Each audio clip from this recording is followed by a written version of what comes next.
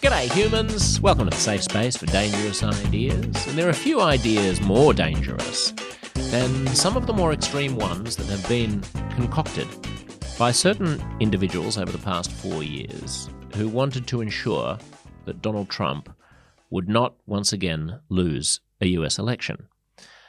I want to give you a kind of survival guide today for how you should watch the election unfold next week, what you should make of what will inevitably be a confusing tsunami of different allegations on election night and probably in the days after, and what you should know now about the plans that exist and that will unfold in some capacity depending on what happens on election day. Matt Bevan is an ABC journalist who is one of the wonkiest, most delightful nerds about the minutiae of American politics you have ever heard. He is currently, as I speak, on a plane to the United States, where he'll be completing the final season of his smash hit ABC audio show and podcast, which is called If You're Listening. It began as a show called Russia, If You're Listening, and it was an investigation into the allegations of Russian collusion with the Trump campaign.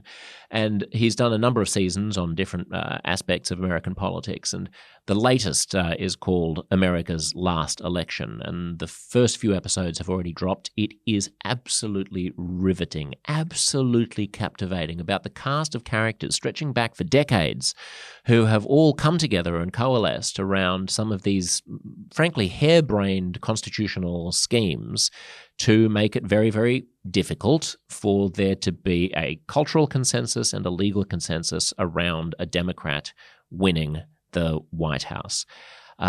It's critical that you understand how these things have been set up before the election comes around. I want you to arm yourself with these facts. I want you to stay sane on election night. This episode is your toolkit, really, against those schemes to sow confusion and foment chaos and challenge the vote.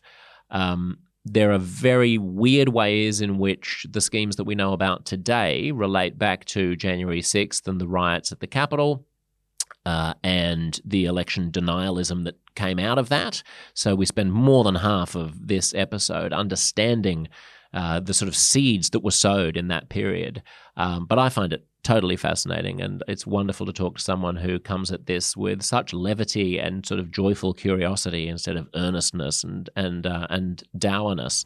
So for everything you need to know to understand election night and the days and weeks beyond, enjoy the one, the only, Matt Bevan. Well, thank you for doing this on the eve of literally getting on a plane.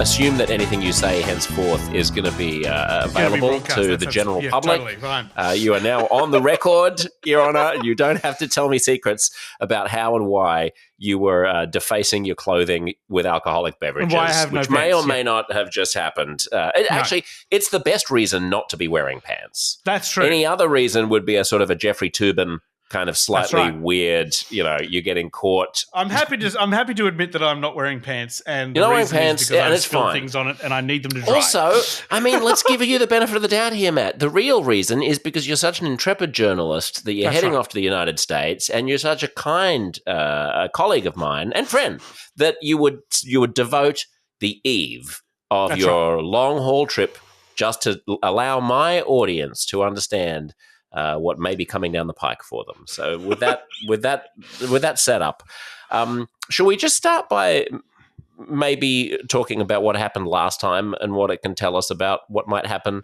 this time? Because my sense is that there's a certain cohort. Well, if ever there was a subject on which there are a lot of people who don't share facts, I would put climate chaos into that, and I would put the stealing of the 2020 election into that.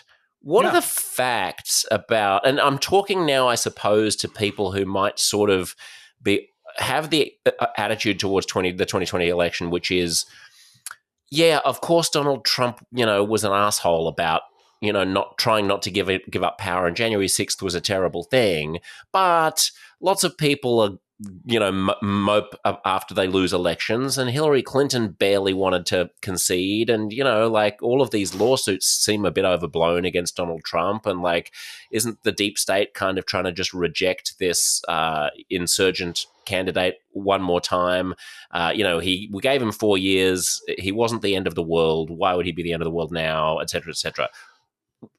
One of the amazing things that you do in your podcast is just break down with good humor, but also finesse, precisely how complicated and nuanced and audacious the plot to derail the election in 2020 by the Trump camp was.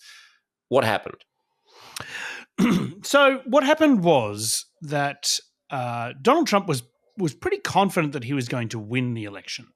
He didn't think that he was on the verge of losing, and so he was pretty confident going in and didn't have a lot of plans for exactly how he would react if he lost. That being said, people around him had sort of been talking a bit about, what is the best strategy going into this election night in an election that it must be said was a very strange election. It was a COVID. Obviously, it was 2020. Obviously, there was lockdowns. There was varying degrees of public freedom in various states, and you had a situation where the government, the Trump administration, was setting up a lot of facilities for people to vote by mail and to assist the states in helping people to vote by mail. Democrats were encouraging people to use those facilities to vote by mail as much as possible. States were extending the early voting periods and that kind of thing, opening up ballot access to a lot of people via unconventional means. But at the same time, Donald Trump was encouraging people not to use that. Donald Trump was saying that mail-in votes are no good and they're suspicious, despite the fact that he himself voted by mail that year as a resident of Florida at the time. He voted by mail. And so the thing is, So going into the election, there was an understanding amongst Trump's team that it was likely that things were not going to look very good for him immediately as the results started to roll in. The things would look very good. There would be what they call a red mirage. A lot of the ballots that would be counted would be coming from small towns. The in-person votes would be counted first, and then the mail-in ballots would be counted. And so it would appear that things are going very well for Donald Trump, and then things would start to shift.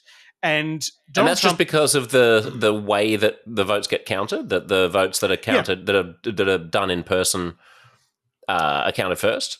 Yes, and in particular, the votes will be counted in person at a precinct level, so in a local area.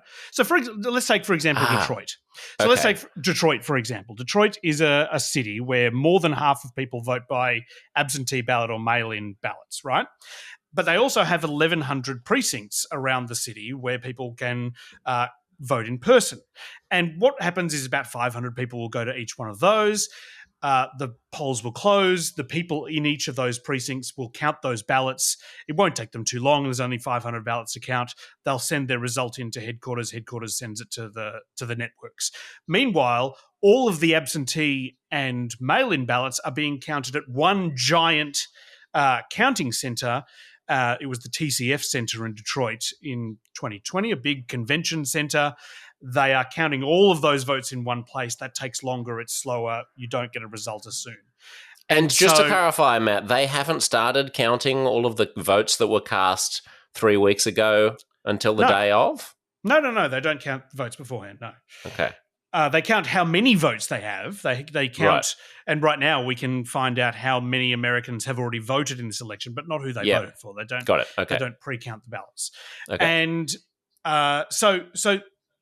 all of the smaller local areas and the in-person votes get reported first. You see those on CNN first. Then the absentee and mail-in ballots start coming in, and that's where a huge number of Democrats were voting in mail-in, and so the situation was things looked very good for Donald Trump, and gradually shifted to Joe Biden. And part of this is, just to correct me if I'm wrong, part of this is demographic and part of this is that Democrats are likelier to stay home during COVID? Yes, and that Democrats were really being encouraged by the Biden campaign to vote in the mail, to mail in their ballots. I see. Yeah. Whereas the Trump campaign was encouraging people to vote in person. I see. Yeah. So got it. You have a situation. So everyone knew at the back end of the Trump campaign that what was going to happen and this is not your conjecture. This is in your podcast. You play clips of prominent people, Steve Bannon and so on, saying weeks days out before from the election. Yeah, and days before the election, that what's going to happen is that there's going to be an early, the early results in the early portion of the evening will skew towards Trump. And then there'll be a shift back, and that's just the natural course of the counting process. And the strategy should be to find the moment at which presumably Trump is at his peak in terms of the counting of the votes, and just declare that to be the point at which the election is sort of over, and we don't want to keep counting all of these ballots that start mysteriously flooding in that happen to be for Joe Biden. And they were. Like, various people were amazingly open about that as a strategy. And then on the night, Donald Trump gets up and says, we were winning this election. In fact, I think we did win this election at whatever it was, We want 10:30. all voting to stop, he said in this speech that he gave at the White House at 2 o'clock in the morning, as the results began to shift towards Joe Biden in all of these key places. And so not only, so it was something they expected to happen, and then it was something that they capitalized on as the night went on. And then what we saw is larger cities, so we're talking about cities like Philadelphia, Atlanta, Detroit, Milwaukee. These are large cities in the swing states start reporting large numbers of votes for Joe Biden because Democrats tend to congregate in large cities and because they tended to vote by mail. And so you had a situation where what appeared to be big dumps of Biden votes would come in all at once. The tally would be, Trump 1 million votes, Biden 900,000 votes, and then suddenly 200,000 votes would be added to Joe Biden's column. I see. And Trump supporters and Trump and people who believe in that the deep state was trying to keep him out are like, well, isn't that convenient that 200,000 Biden votes just miraculously materialize? Yes. But miraculously materialize and are received at the appropriate counting depot, having been collected from electoral polling booths, are both good options, both good explanations. Indeed, and it is in fact an explanation that they knew was going to happen. Like, it wasn't as though this was a surprise to people like Steve Bannon and people inside the Trump campaign that all these votes arrived early in the morning and then in the subsequent days after the election. And so I think that is one of the clear things, is they knew that this was going to happen. And then they started to really look for things they could blame for this happening, saying these votes are illegitimate because. And they didn't have a strong strategy for what they would blame this on beforehand. And they reached for some pretty extraordinary and unprovable or in fact easily disproven explanations for what these votes were and why they were coming in this way.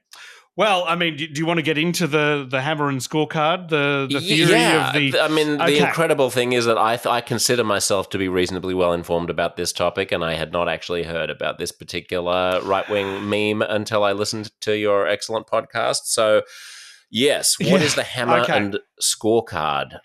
So there's this gentleman by the name of Dennis Montgomery who has a very fascinating history of claiming to be able to do things with computers that he seems to not have been able to really do. He claimed to have basically in the early 2000s he claimed You're being to have, very generous because I believe he's gone to jail for such claims, hasn't no, he? no, he's never been to jail. Okay, I take that back. Sorry, Dennis. No, sorry. And he's never been found guilty of any of these things, which is why I'm so innocent. This is the point that I'm trying to make.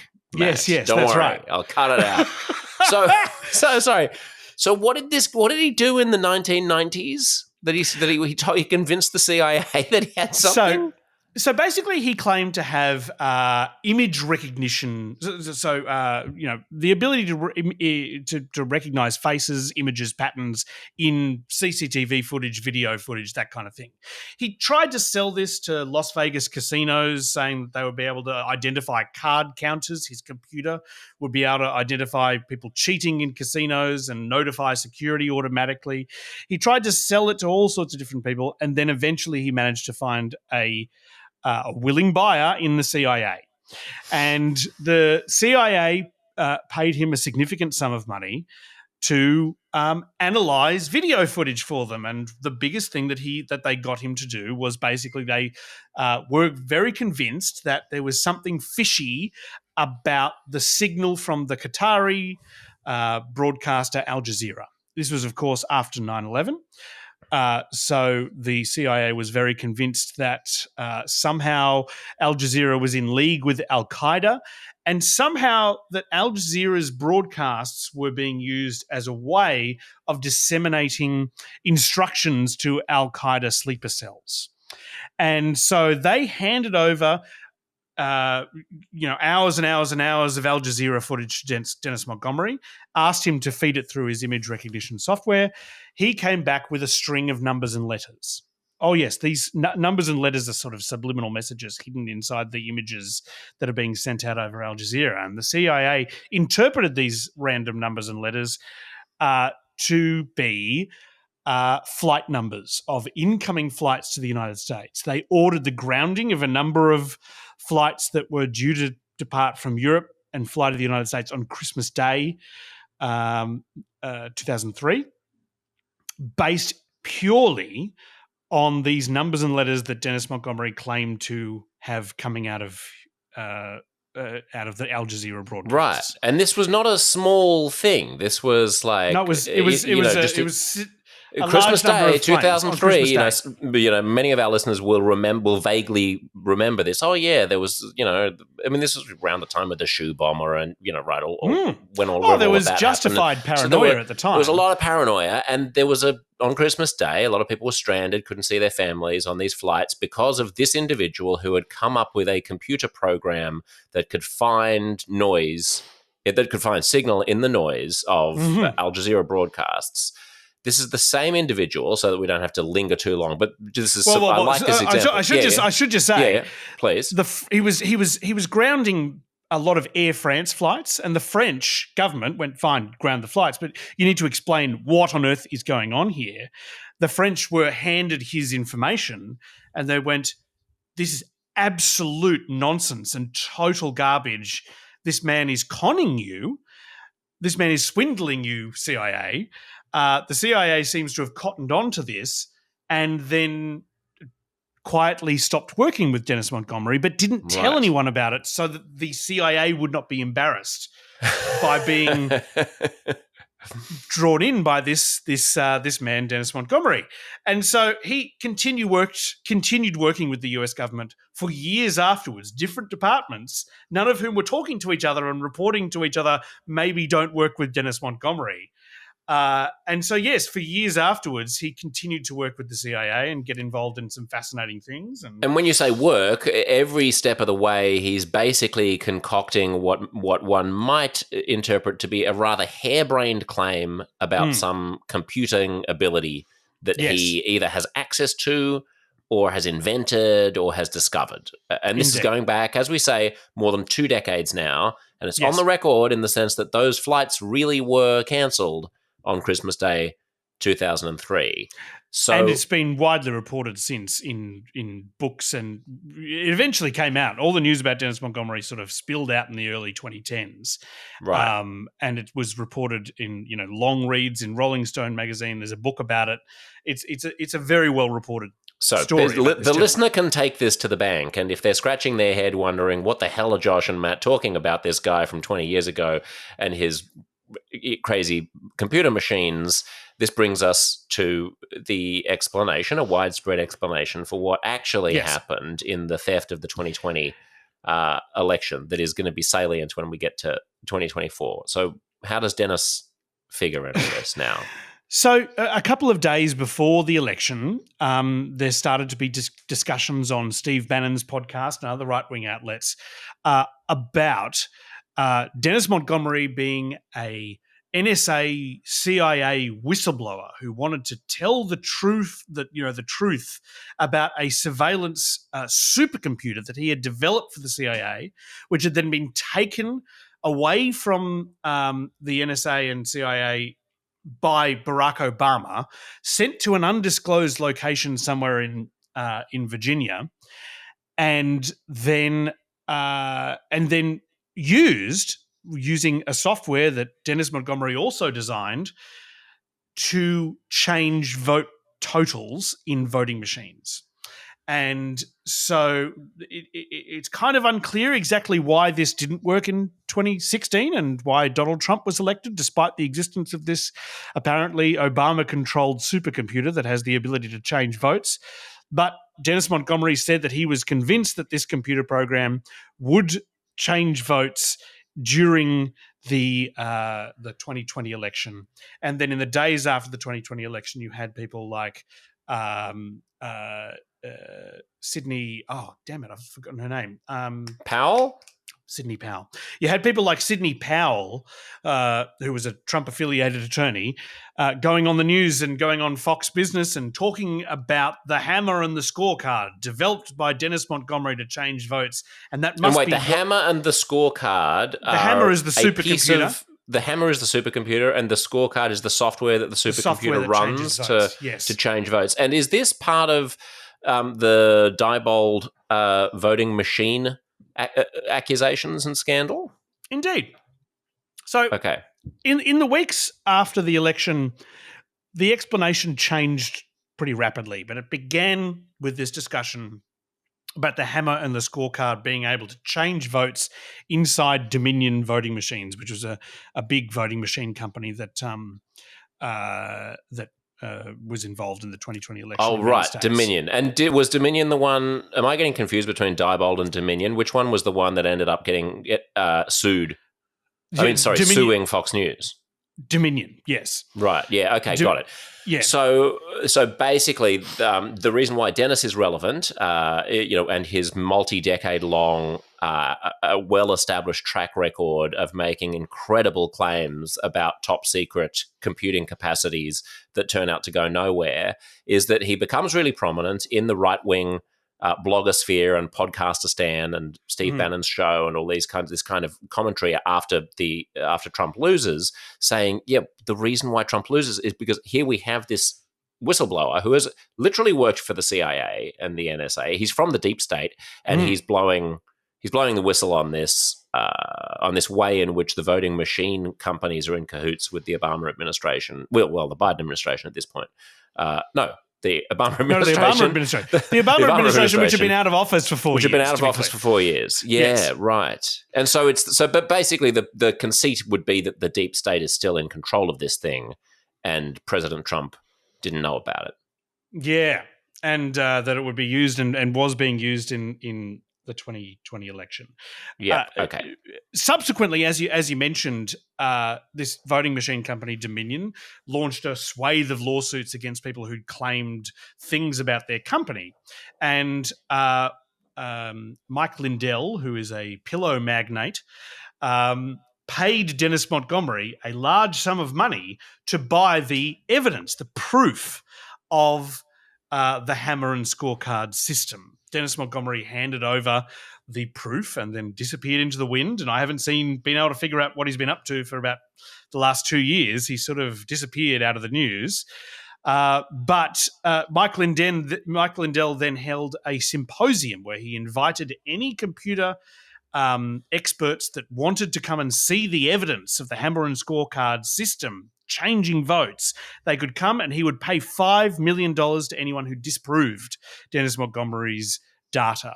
And a Trump supporter who was very interested to see the evidence came along. He had decades of experience in software engineering.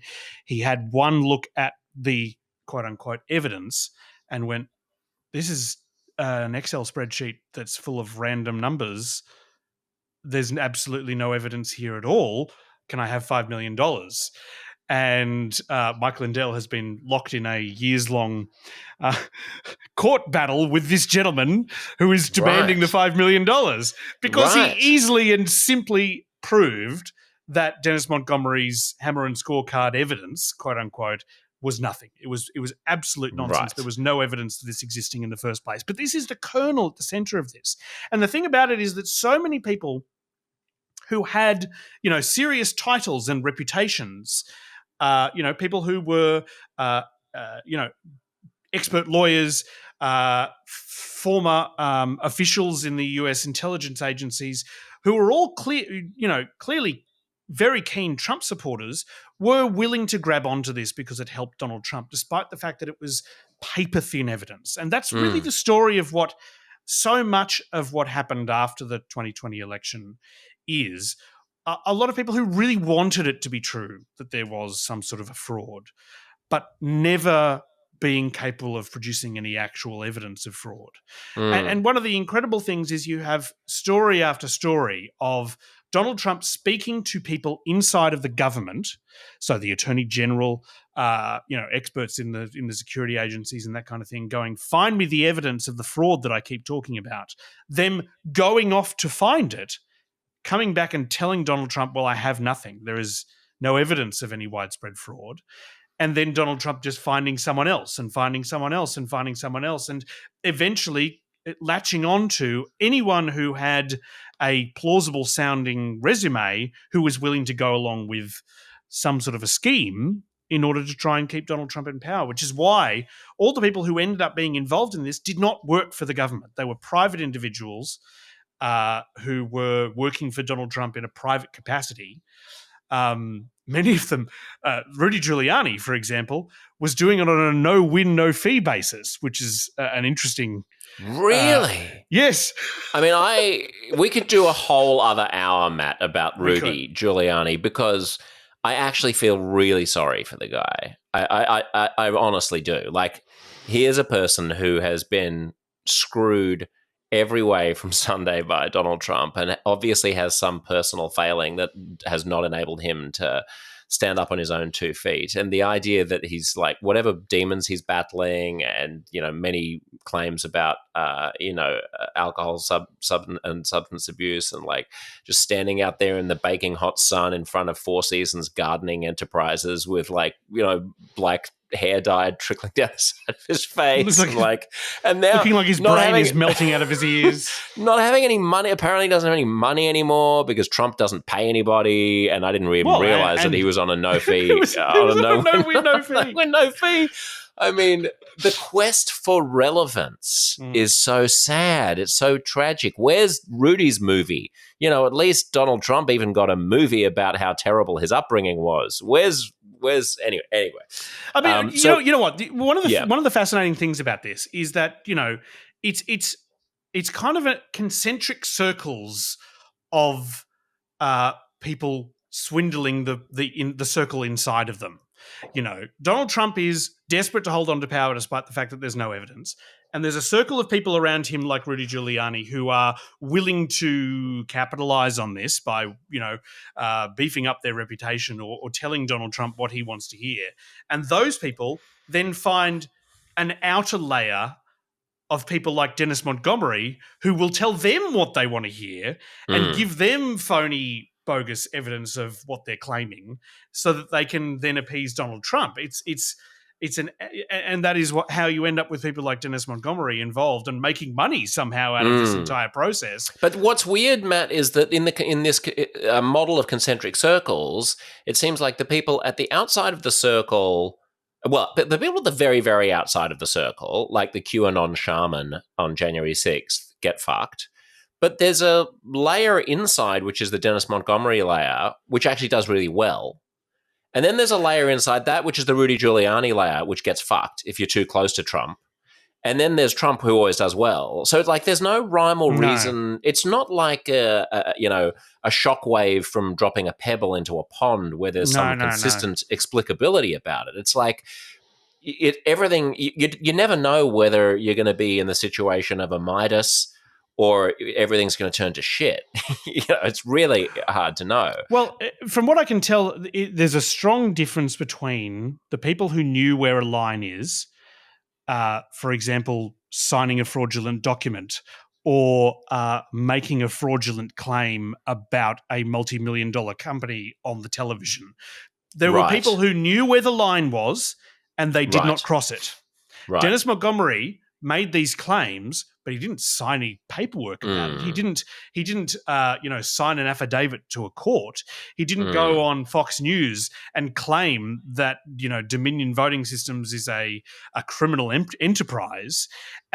Just like he didn't go to the CIA and say, you need to ground these flights. He went, oh, yes, here are some numbers and letters. You do with that what you will.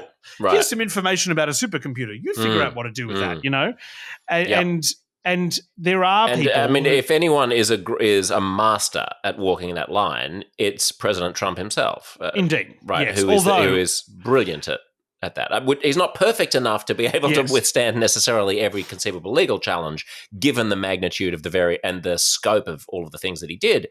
But a lesser man would have been slightly clumsier. Even the call to the Georgia the Secretary of State, about it would be good if you could find me, if you could just find 11,000 votes, is when you actually pass it so shrewdly phrased that one word out of place and the man would be behind bars. But, he just knows how to play the game. But anyway, sorry. Do you want to finish that as well? No, that's all I wanted to say. No, I want to talk about the scheme. So we've set up the narrative of 2020, and I promised to the listener and the viewer we'll get to 2024. But this is all important stuff because we need to understand that there's not just a haphazard or accidental or chaotic misunderstanding of what took place in 2020. That there was a comprehensive and quite shrewd plot, even if it somewhat took Donald Trump himself by surprise. And now it is not taking him and his most senior advisors by surprise at all. And so how could it differ this time from then? So you've got the narrative about these machines that are in cahoots with some kind of deep state operation to flip votes. You've got social media, presumably, which is throwing up for the first time in terms of the scope of people all having smartphones and all being keenly concerned about election fraud. Images of why are there these poll counters who are blocking out the windows of this poll counting booth, and here's an anomaly, and here's a garbage bin full of here are all votes here are all these what we would call in Australia scrutineers, poll watchers being kicked out of this vote place. They're being screened from the inside. But the thing is, if you peel back the layer of any of these things, you often find a very justifiable explanation. For example, in certain counting centres, these people were kicked out, but it was because there was legislation that said you can only have up to 400 poll watchers in this location, and there was 420. And they went, well, you can pick 20 of you to go. And there were still 400 inside, 400 Trump people inside watching the count, but there were 20 that got kicked out. And then the narrative is that we've been kicked out of the voting centre. They're doing something scammy inside, even though there's 400 of them still in there watching the entire situation. Allow me one more aside, Matt, before we get to the scheme of the fake electors and the conundrum that Vice President Pence found himself in. I think I need to make a nod to the type of person who is listening to this and saying, okay, it's great that in a court of law and in your journalistic newsroom circles, you are so confident that the absence of kind of binding evidence is a slam dunk. But there is an obvious meta kind of story going on here, which is that there are vested interests in powerful places that don't like Donald Trump and don't believe that he should disrupt the world order. And of course, I mean, at the risk of saying the absence of evidence is evidence that the conspiracy is working. It is conceivable that there might be something a little bit smelly about the way that the whole thing went down, without it being quite as obvious as the hammer and sword and the Dominion and everything like that. It might just be that, lots and lots of democratic, I don't know, democratic states and secretaries of state were able to, in small ways, put their fingers on the scale in ways that are not exactly provable. But in an election that close, who knows if it could have gone another way. What do you make of that mindset? I think one of the interesting things about the Trump era is Trump's level of determination to cast aside anyone who disagrees with him for even a second.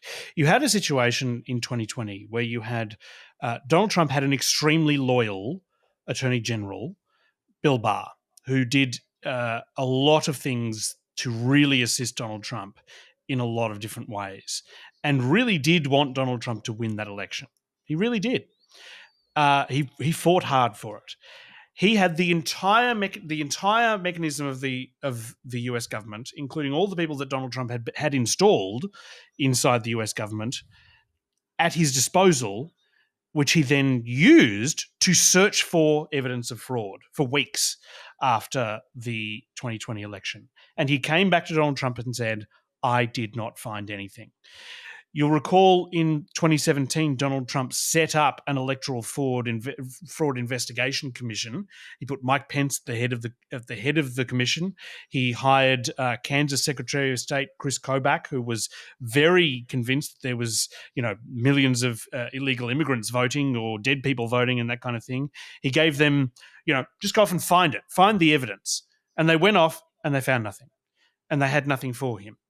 And so what Donald Trump does in those circumstances is say, well, actually, Bill Barr is the worst person I've ever met, and he's an idiot and doesn't know anything, and what a terrible monster. And, Mike Pence, I never agreed with anything that Mike Pence did.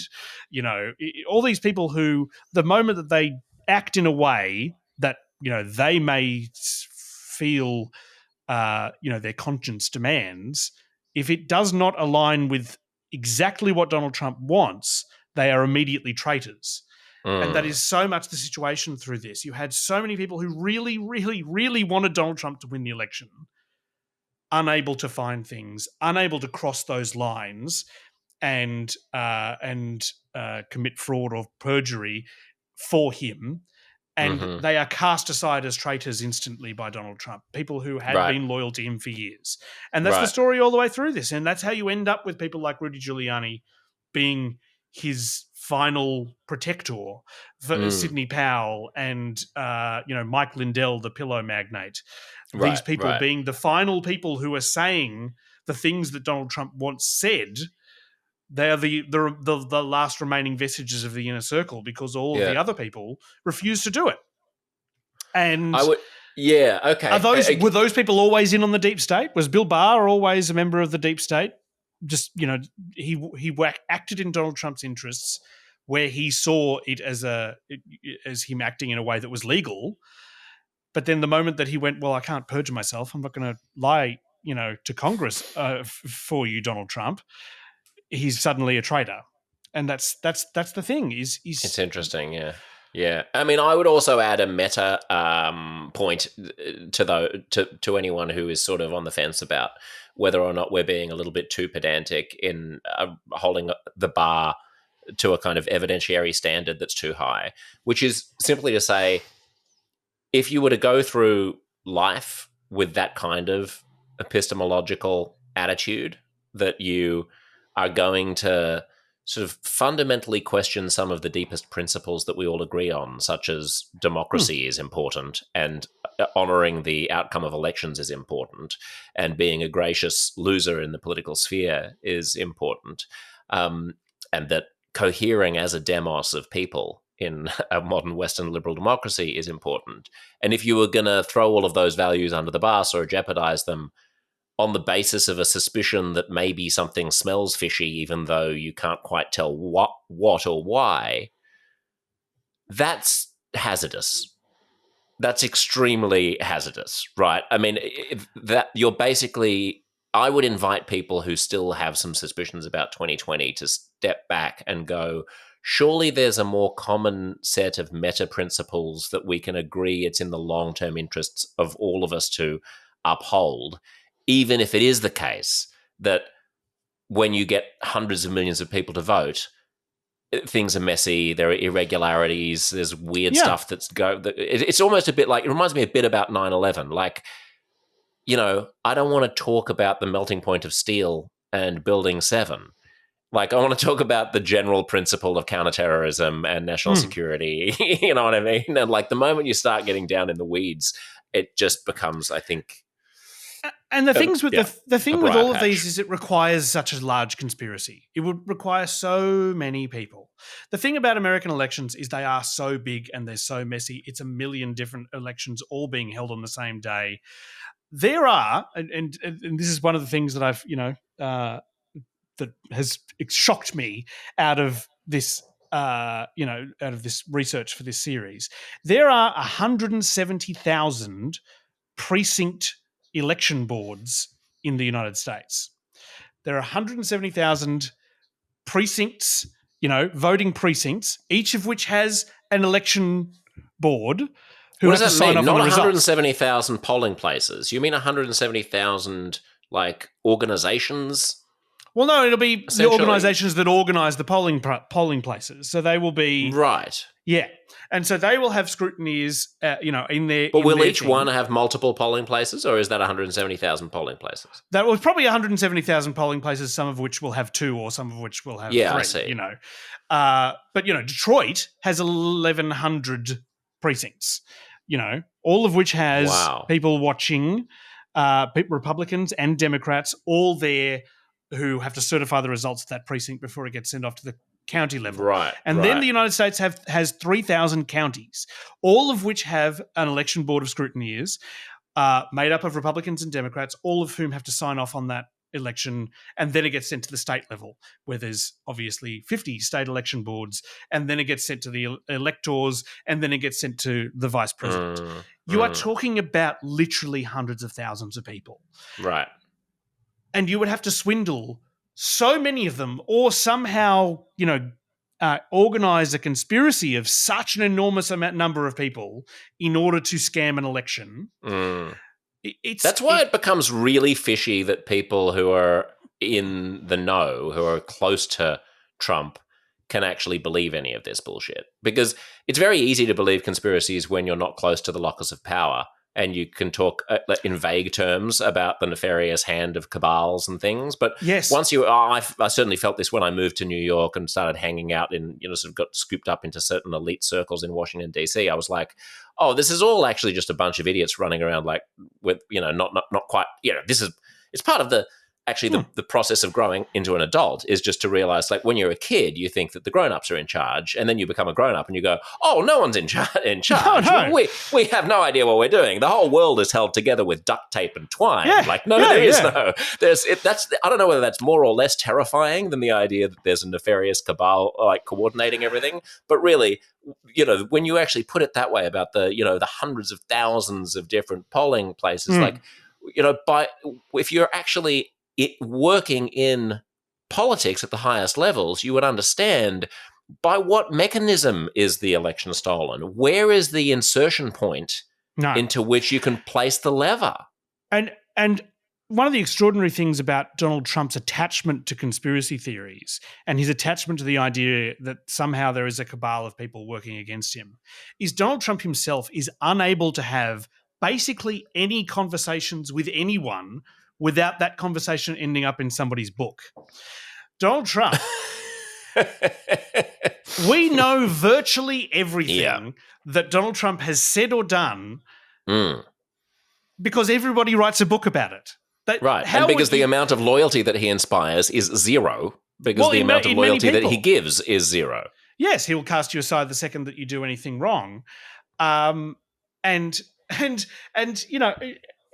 everybody leaks like a sieve inside the Trump administration. It was extraordinary the amount of information that was just flowing out of the White House through the Washington Post and New York Times every single day. We knew everything that was happening in that place. The idea that in that environment, Donald Trump could be like, oh, yeah, but somewhere out there's another group of people who apparently managed to never spill anything, who managed to hold together a massive conspiracy to steal an election without any cracks ever opening up in anything. Yeah.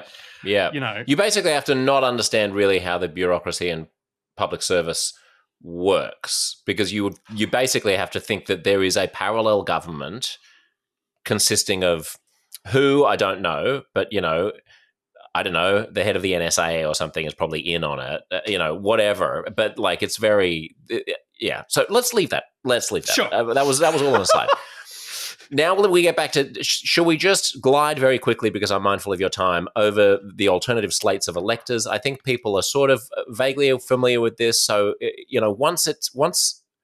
once there are enough agitated Trump supporters in some of the swing states, they concoct a plan. A conspiracy is in the criminal charge, to do what exactly? And this probably requires a brief explanation of how American elections work. Like, why don't they just fucking nationalize the election and just have a national election commission like Australia does that runs the whole thing instead of having the states send it in? But hey, what do I know? Well, do you want to answer that question, or do you? Because I actually have a really good answer for that. Why they don't have my really good answer is that the problem is that they run all the elections on the same day. They run every election from school board up to president on the same ballot paper. Can you imagine the complexity of a national bureaucracy in Washington printing off ballot papers for 300 million people, all of which has correct every single race and ballot measure? We had this. There was a situation in a Michigan county where it was, there was should we allow a license? Should we give a license to a local marijuana dispensary? Do we want a marijuana dispensary to get a license to run here? Do we want these people for town council, these people for county clerk, these people for blah blah blah blah blah, senator? On top of that is governor and secretary of state for the state, your local representative in the state senate, your local congressional delegation, and your national senator and president, all on the same ballot paper. And they made a mistake. They made a single mistake because there was an added one person wanted to run for town council and they were a late addition. They added it. They messed up something with the voting machines. All the boxes were in the wrong places. They fed the ballots into the voting machines, and there was a terrible mistake. And it got national coverage but I don't know how you would do that. Well, but hang on, you would just have different pieces of paper. Oh yeah, but you would have to have someone administering all of that. They can barely do it when the person who's administering it that's is in because the county. Americans don't fund their public service to be able to run things properly. And if you're on the right, you can blame the unionised workers or something. But we break the elections up in Australia. Yes, and we have to. Council elections run by the council, and the state elections run by the state, and the national elections run by the AEC. And I see what you're saying. It's usually okay. But imagine all of those things and all the things they vote for: judges, comptrollers, all those things. Well, they vote for a whole bunch of other things. Yeah, like what the fuck is a comptroller? I don't know. And also, why are you voting for your judges? That's ridiculous. But the idea that they'd be able to organise all of that on the same day, I don't know how they would be able to do it. But the point is that at the end of all that process, do it on a different day, but do it on a Saturday. Yes. Yeah. Carry on. At the end of that entire process, the top of the ballot is the president, and the way that gets converted into who is and is not the president is via the Electoral College, and the Electoral College is apportioned. Each state gets a group of electors based roughly on their population, but But then actual people, electors, come together, they sign certificates saying, I am an official elector for the state of Michigan, and I am casting my ballot for Joseph R. Biden. And then the governor certifies that, and it gets sent off to be counted by the vice president on the 6th of January after the election. That is the way that they elect their president. And there are electors, real humans in every single state. And after the And who gets to be an elector, Matt? Generally, it's appointed by the party. So the party will say, these are our electors. And are they like prominent business people and like members of the community, or like who? Why them? Well, it's basically the presidential campaign needs to find 11 people to be the electors in Arizona. They don't really care who they are. It's not as though they need to be prominent people. So they're members of the campaign. Well, all members of the party, the local Republican chair, the local. I see. Okay. Secretary of the Phoenix Republican Party. Okay. A couple of friends of this. It doesn't matter who they are, but the point is that each party gets to decide who they are. Yes, I see. Each party has its own batch. Slate. Right. Yes, they get their own slate, and if Joe Biden wins the state of Arizona, then the Biden electors get to sign the certificates. They're certified by the governor and sent off. And how do they get those certificates? The governor sends it to them? Well, they all meet. They meet with the governor generally. Right. Okay. There's an official ceremony, often held in the state Capitol building, right, where the governor will be there, and the winning party, the delegates of the winning party come in, they sign the papers, off it goes. Yes. Okay, got it. Yep. Yeah, there's a little ceremony. It's a cute little thing. It happens on the 14th of December after the election, and the thing was that in all of the states that Joe Biden won, the Democratic electors came and they signed their certificates. They got put in, stamped by the, certified by the governor. Put in you take your selfie at the state capitol. This is the moment of my highlight of my life. Yep, shake hands with the governor. Yep, off we go. Yep, off you go. You go home. To Christmas. Go to I'll Christmas. See you in 4 years' Happy New time. Year. Hopefully, if we win again, and so that happened with all the Democrats. But what happened was in 7 states, only 6 of which were swing states. New Mexico did it as well for reasons that nobody really understands. Wasn't even close in New Mexico. But the Republican electors, the ones who were on the list of these will be the electors if Donald Trump wins, signed certificates of their own, claiming to be the official electors for their state, and then sent those to Washington as well. All of these states were Biden, won by Biden. Yes. Were Biden states, were swing states that Biden won. Yes. In which the Republican delegates who were not invited to sign the actual documents nonetheless signed counterfeit documents to send? What were they actually signing? Well, allegedly fraudulent certificates, fraudulent official documents. That is in the cases against them that have now been That's brought. the allegation from the Department of Justice. Yes, indeed. And in many cases, the people have pled guilty to this, saying that they signed fraudulent certificates.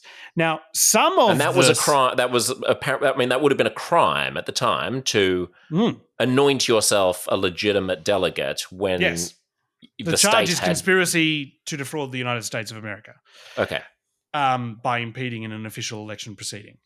Got it. And some of them, in some of the states, were smart enough to write on their certificate only to be used in the case that a legal challenge proves that Donald Trump was the rightful winner of my state. And those people who wrote that on their certificate have avoided being charged. But the people who didn't write that on the certificate and said, I am the official elector for the state of Arizona, those people have been charged with criminal offenses.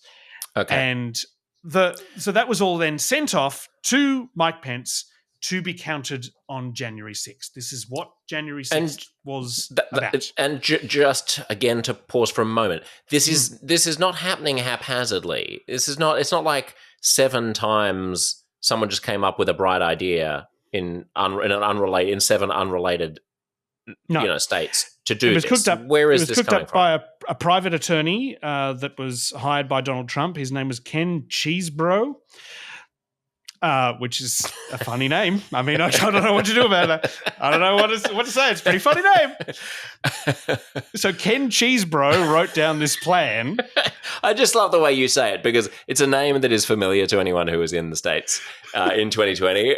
But I guess the Americans say it, and it sounds a bit less. Chesbro, maybe? Chesbro, yeah, Chesbro? I've heard Cheesebro. But I like the fact that you're really leaning on the hamburger. I like to think that that's kind of a hyacinth bouquet sort of a situation, you know. So Mr. The Hamburglar lawyer, he comes up with this cockamamie scheme, which is and this scheme is about as credible as the bloke who thought he'd hacked Al Jazeera's Air France codes. Yes, right. No, there was nothing to it. The legal basis of this. Yes, and they weren't even really sure exactly what they were going to do with these certificates at the time. They kind of just wrote it. It would be good to have these just in case. Sent them through, and then it was on Christmas Eve of 2020 that another lawyer, John Eastman, he wrote up a plan for Mike Pence to follow, which would allow those certificates to be used, not necessarily as the legitimate certificates. The plan was, according to the documents that were written by John Eastman, was basically that Mike Pence on January 6th would say, oh, well, I've got a set of certificates from the Democrats for Arizona and a set of certificates from the Republicans for Arizona. How confusing. We must invalidate Arizona's vote altogether. Or maybe send it back to the Arizona State Senate to figure it out. Or maybe have the House of Representatives figure this out. That kind of thing was the plan. Basically to say... And would Mike Pence have to use that voice? Yes, that was part of the plan. In the most pantomime confused tone very good. that you can muster. Okay. Oh, yeah, he what would are have these? to... right. Confusing pieces of paper. Okay, good. So, somewhere between Steve Carell and 1980s Chevy Chase, he would have to be there banging a gavel and slipping off his perch. That's right. And John Eastman will be a name that is somewhat familiar to people in the sense that he was and is a legitimate authority. I mean, this idea is highly unusual, but he's basing it on some constitutional theory. So, right. So what he based it on, I didn't go into this level of detail in the episode, but what he based it on basically was he was convinced that the Electoral Count Act, which is the law that was signed in the 1800s to deal with how you count the votes after the US election, he thinks that is an unconstitutional law and shouldn't be followed. And so Mike Pence should ignore that law, make up his own laws, and then it'll go into the court system, it'll rise to the Supreme Court, and the Supreme Court will agree with my interpretation that this law should never have been a law in the first place. Now, just to clarify also, the electors did not used to be beholden to the voters back in the day, right? I mean, it's not like this. Well, it still varies from place to place. Yeah. So, it is not what I'm saying is that the founding fathers would not have found it weird. I mean, the founding fathers were fine with slavery and women not voting and so on, but they would have not found it weird for any state legislature or governor potentially to just send whatever electors they want to, even if it possibly contravened what the voters had said. It's a norm that America now has, that it's a democracy. Yes, true. I mean, it was a system designed by Alexander Hamilton. Didn't make it into the musical, but yeah, the theory was that the electors would provide a last line of defense against a tyrant being elected.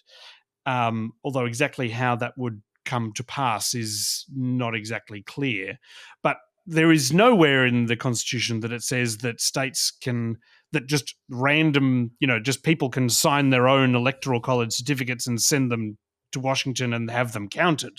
They still do need to be, certified by the governor or by Right. I see. or overseen by the state government in some way.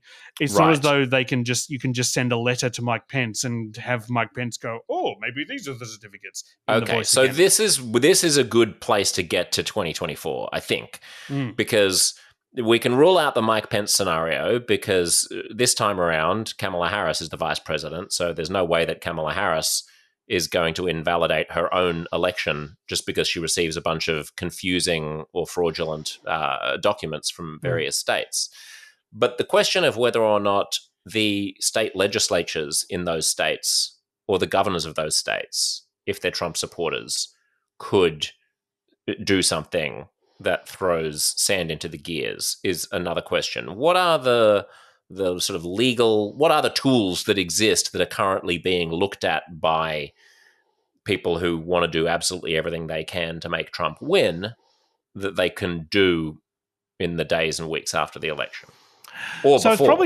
it's probably not going to be something to do with the electoral college, because the high up people in the state governments, the governors, are on the side. We were talking earlier. These are the governors in these states are people that understand that there are laws, and that if they break those laws, there are potentially serious legal consequences. So they are unlikely to cross that barrier and start to run into problems against their own state laws that have been passed to bind electors to the electoral election results, or they. When you say those laws have been passed to bind them, have they been passed since 2020? Because I know US Congress also passed a law that President Biden signed, right, to tighten some up. States have, yes.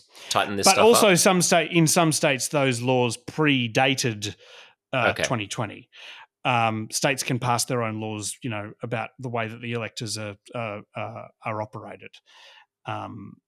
And many states basically said, the winner of the electoral count gets to the governor can't swing in and go, actually, my party won, not them. There's laws at the state level to prevent that. In many states. And could the state legislature try something fishy without the potentially governor's they could. signature? Whether it would stand up in the court system is the question. Okay. What is more likely, and what appears to be a plan that is in motion, is not about that. It's about the step before that. It's about the certification of the votes at the precinct, county, and state level. So, in order for the results for your ballot to be, validly counted, it needs to be signed off at the precinct level. It needs to be signed off by the county board and by the state election board before it can be then handed over to appoint electors and that kind of thing. And if you can, and most of those boards are bipartisan boards with an equal number of Republicans and Democrats. So they might be, 4-member boards, 2 Republicans, 2 Democrats. It needs to be a majority vote to certify those results. If you have 2 people on your county election board who refuse to certify the vote, that's going to cause some really serious problems. And the interesting thing is that the United States is such a big and complicated place that theoretically people at the county board level shouldn't have that kind of power.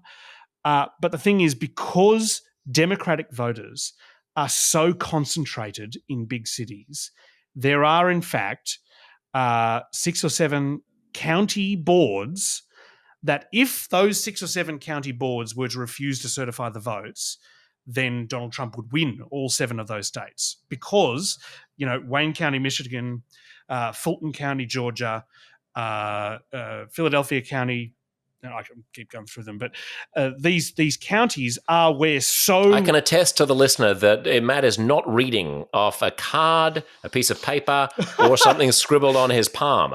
He knows this stuff. Milwaukee County, Well, I got all night. I mean, we could keep you up until your flight, Matt. We could. I'm waiting for my pants to dry, so I just, these county boards and the boards are comprised of who? Why would a board that is overseeing a Democratic district or county have enough Trump supporters on it to be able to do because anything the bad. boards are given 2 seats for Republicans and 2 seats for Democrats. Even in a county that is 90% Democrat voters, there are 2 seats for Republicans and 2 seats for Democrats. Right. We saw in the 2020 election in Wayne County, Michigan, which is the county that takes up it's the biggest county in Michigan. It's in Detroit. The Republican members of the County Board of Canvassers had a real go at not certifying the vote in that county and potentially not counting the votes that pushed Joe Biden over the line into winning the state of Michigan. It was an incredibly tense meeting. Donald Trump himself got on the phone with the county board canvassers at one point, encouraging them not to sign off on the election result, encouraging them to just go home, don't sign it, and I'll send lawyers to assist you. This is according to recordings heard by the Detroit News. They did crack. They did sign off on it after 3 hours of public comment, let's say. It was pretty forceful public comment. Wow.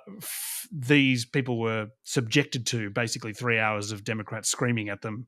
And they did crack and they did agree to sign off on the results. But those were people that weren't expecting to be in the situation that they were in. Now we have a situation where people have been selected for these boards in many key places around the country who have specifically said before being elected, I will refuse to certify if I think there is fraud in my county. And I believe that the 2020 election was fraudulent and was stolen from Donald Trump. And now these people are in place in key positions.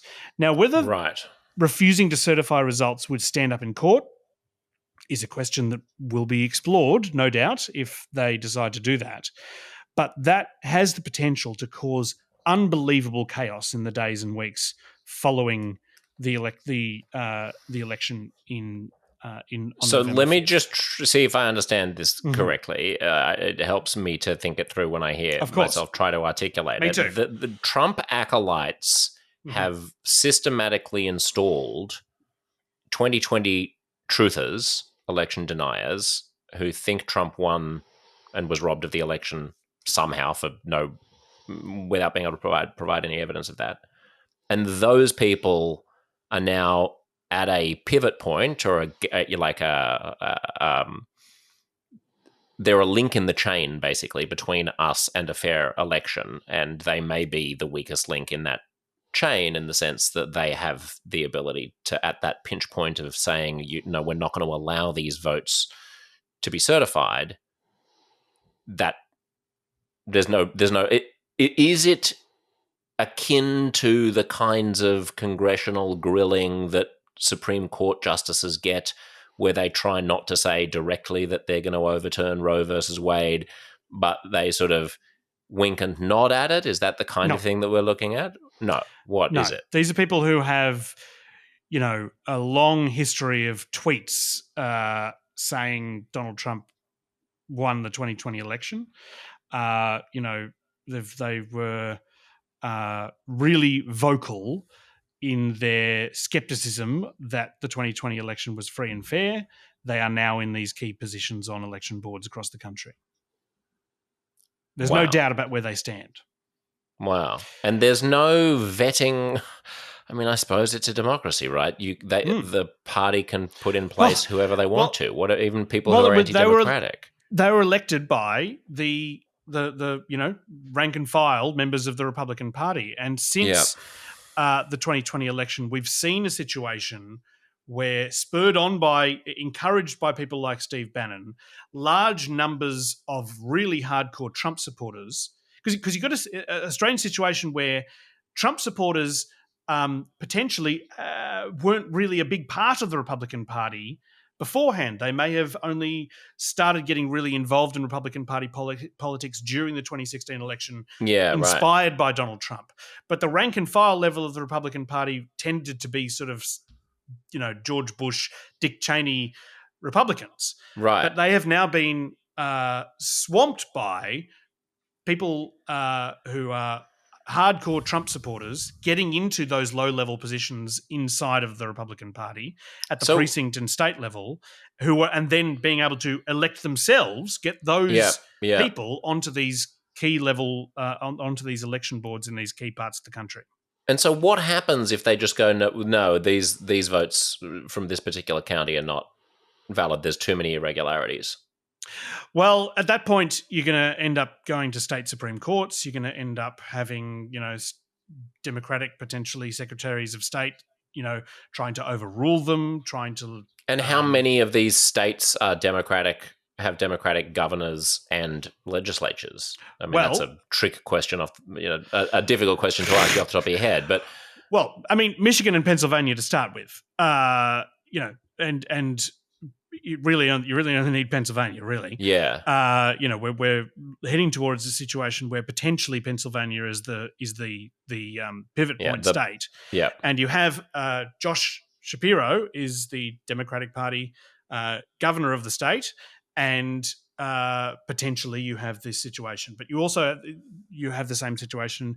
It's particularly concerning in Georgia, where you have a number of strong Trump supporters on the Georgia State Board of Elections. We saw Donald Trump recently at a rally call out by name the Republican members of this Georgia State Board of Elections, saying that they were pit bulls for fighting for victory. And this is not something that Donald Trump... I mean, Donald Trump shouldn't know the names of the members of the State Board of Elections in Georgia. Right.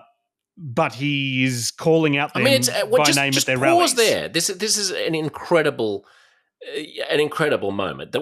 Like, think about what democracy is supposed to be, right? It's supposed to be there are two or more people who are standing up and going, here's the direction I want to take the country in on a policy basis. Mm-hmm. Let's have arguments about policy. Let's have arguments about values. Let's have arguments about what we want to do when we're in power. Separate and apart from that, there are elections that get run by the state, qua state, not by political partisans. And those elections are supposed to enable the demos to express its preference for those candidates and those candidates' policies. And the candidates are supposed to concern themselves with the policies. And of course, that's going to be cynical, and they're going to tailor some of those policies towards particular demographics, and they're going to be swayed by financial donors, and everything's messy, and there are smoke-filled rooms and whatever. But at the end of the day, they're in the game of figuring out how to govern. And here you have one of the candidates in a rally specifically reaching outside of the sphere of governance and into the sphere of how the state conducts its expression of voter will, and openly talking about that as being part of his domain. That's not part of his domain. No. That's not part of the candidate's domain.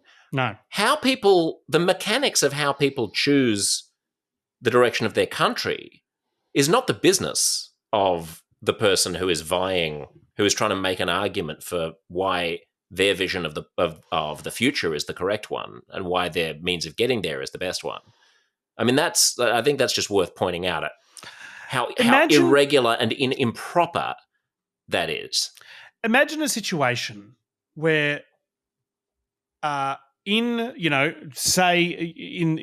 a federal election in Australia, you had a situation where Anthony Albanese is the Prime Minister. The Australian Prime Minister is following the election, calling up members. The person who is running, the vote count for for some key seats for the Australian Electoral Commission, and asking them to do things.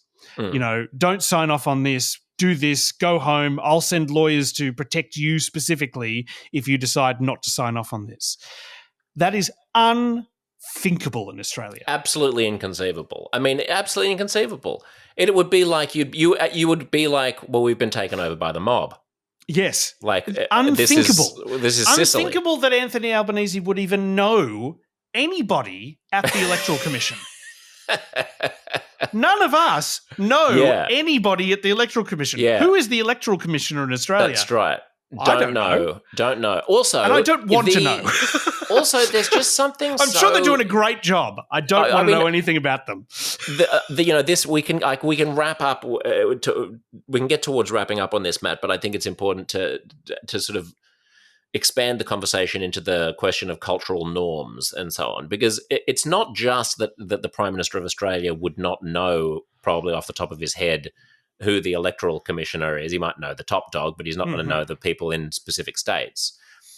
The point is that there is a culture of democracy and separation of powers such that should the Prime Minister ask an aide for such information during an election, eyebrows would be raised in the equivalent of the Oval Office, in the Prime Minister's office.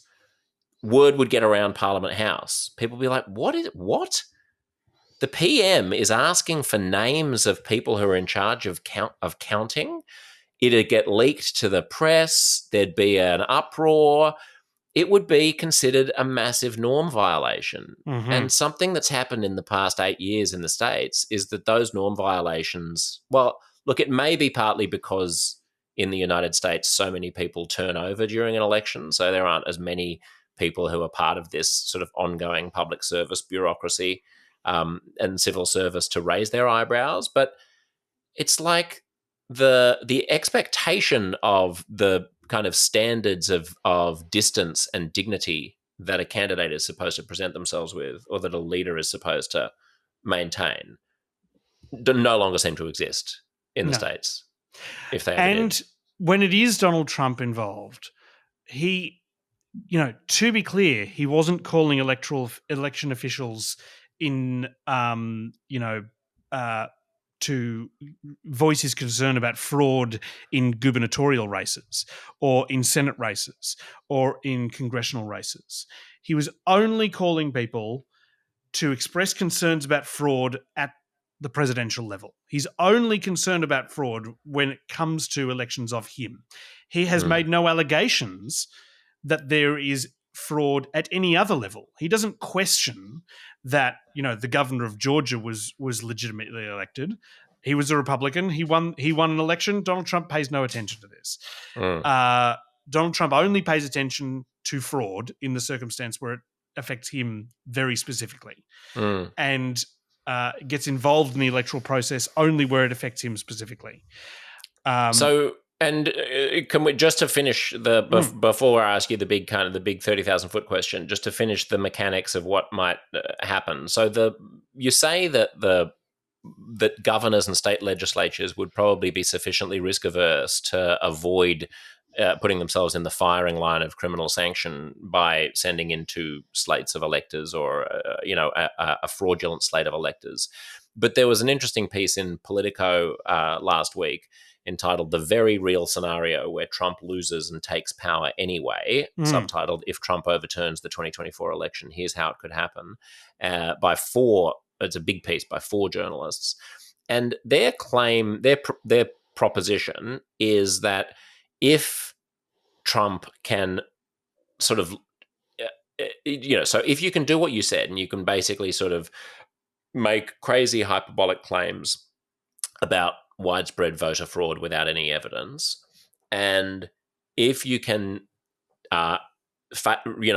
pressure people to resist certifying election results, which may not take much pressure if those people have already been handpicked not to, then those controversies around whether or not counties, is it counties? What's the lowest level of the one that you were talking? Precincts and so then on, counties, right? then states. Then if the precincts and the counties say, "Oh, look, there's something terribly fishy has been going on. What is it? Oh, well, I don't know, but we're not going to certify it." Then couldn't that potentially put enough pressure and provide enough of an out for a Republican legislature, a Republican state house, a Republican governor to go, "We're not pulling this out of our asses. We have an actual constitutional crisis here, so we do not have a slate of electors to send you, or we have to send you two sets. Potentially, yes. And aren't they just gambling then that the Supreme Court goes, I mean, that was a fair enough call in the heat of a confusing battle to make? Yes, they are. But I guess the thing is that there is also a circumstance where Kamala Harris ends up being the president of a country that half of the population is adamant that she is not the properly elected president. And that in a circumstance where Donald Trump is likely to face very serious criminal prosecution over the next few years if he is not elected president, and potentially, a really hazardous and frightening political situation going forward for her. It's potentially, there may be so many allegations of fraud that it really potentially kneecaps her ability to govern, particularly if she has to work with a Republican Congress or Republican Senate, because even the polls that indicate that she is potentially going to win the presidency do not indicate that it's likely that the Democrats are going to hold much power in the Congress. So right. Even and just technocratically creating chaos. Even just creating that level of chaos will potentially before I allow you to free me completely from the shackles of technocratic nerddom, I just need to know: is there any way that the Trump campaign manages to essentially just seize things up such that Kamala Harris is denied 270 votes in the Electoral College? The election goes to like the House of Representatives, and Republicans in the House of Representatives select Trump because, hey, the whole thing is just too confusing and there was too much fraud. It's certainly possible, but I don't know that it's necessarily likely. I mean, you saw the level of pressure that the electoral system was put under after the 2020 election. Wasn't that nothing in comparison to the pressure that it could be under now if there's a very narrow Harris victory, given that they've installed all of these stooges and had 4 years to think about it, which they hadn't had last time? Yes, potentially. I guess there are it would depend on the way that the victory is constructed for Harris, and the states that she's relying on in order to make 270 electoral college votes, because Michigan's not going to be a problem. There's a Democratic governor. Pennsylvania's not going to be a problem. Democratic governor. Several of the states, it's not going to be a big issue for her if she cleans up the Rust Belt states and wins. The barest of margins, gets to 270 votes. Then those democratically led states will potentially be able to carry her over the line. But if she's requiring Georgia or Arizona or something like that in order to get her there, then that could make things more complicated. But I think the other key part of this is the threat of violence, and the threat of violence in places that have less ability to resist violence than the national capital. Yeah. It's not going to happen in Washington, D.C. again. No, but what if it happens at the TCF Center in Detroit, where the absentee ballots are being counted, or at the Michigan State Capitol in Lansing, which has been stormed before. Just in 2020, it was stormed by Trump supporters bearing assault rifles. They were in the state capitol then. There are lots of lower level potential pressure points that could be affected by violence after this election, and that's something that is a real concern. I'm traveling to the United States tomorrow, and I got a notification sent to me automatically via email warning me of potential election related violence in certain parts of the country. An email from whom? It was. Let me tell you. Is it from the Australian Department of Foreign Affairs and Trade, which runs an outfit called Smart Traveller, and they send out warnings about places that you shouldn't go to? Because, obviously they're hyper cautious, so they can cover their asses and say that. Yes. Let me just see where. That's interesting. Anyway, it doesn't matter. Yeah, I'd have to look. Sorry, I'd have to find the email. That's all right. So, okay, lastly, things that people should look out for and be aware of as the election approaches. They should understand the waxing and waning nature of counting on election night, obviously. They should be aware of the tactic that Trump will deploy of announcing victory at whatever point it looks like he's ahead on the night, in the knowledge that it's going to swing back after the fact. And they should be mindful of the fact that when they hear news reports about election irregularities being raised by county and precinct electoral officials, those officials themselves may be stooges who've been installed as part of a plan to disrupt the election. And this brings us to the final point, which you just alluded to, which is, suppose none of this works technocratically and technically, and that the system holds. Is there any part of you, Matt, that thinks, you know what, in some ways, for the future of American democracy, and maybe thus the world, it could be better if he just wins this one and we just endure him for 4 years, and America retains a faith in its democratic institutions and in its electoral process, than if Kamala Harris narrowly wins, and as you just said, half the population, probably for a generation, and maybe forever, believes that America is not a real democracy? I think someone, asked me, well, was I frightened of a Trump presidency? And no. And if the United States legitimately, and this very well could happen, legitimately elects Donald Trump, if he is the winner of the election, just as he was in 2016, which I have absolutely no doubt of, if he's the winner of the election, then that is a situation where they have selected him. They know there is no illusion about who Donald Trump is. Everyone knows who Donald Trump is, and they've chosen him to be their president, and that is the decision that they get to make as Americans, and good for them. And that is the country that they have decided that they want to be, and they've elected Donald Trump, and that's the way it is, and that's the way it should be. But if there's a situation, if Donald Trump is elected, I think the interesting thing is that I don't know that that's going to be the end of this story, in terms of, Donald Trump has made some unbelievably strong claims about the 2020 election, about this election, that if he is the president and if he has a significant amount of legislative control, which he likely would for at least 2 years if he was elected president, he's likely to carry the Senate and the House with him, then it would entirely make sense for him to pass legislation, to change things, to put people in positions that would potentially make the 2028 election much more difficult for Democrats to win, and potentially much less free and fair. Do you think that he actually cares if he's not going to be on the ballot? I mean, how much does he really care once he knows that he's not going to be on the ballot? And just as an aside here, to anyone who thinks that there's a chance that he won't leave after another term, I don't think, you correct me if I'm wrong, Matt, you don't have to worry about that. That's in the Constitution. It'll be incredibly difficult. If he tries not to leave, the Secret Service will drag him out of the Oval Office kicking and screaming, and they will taser him if they have to. I have complete faith.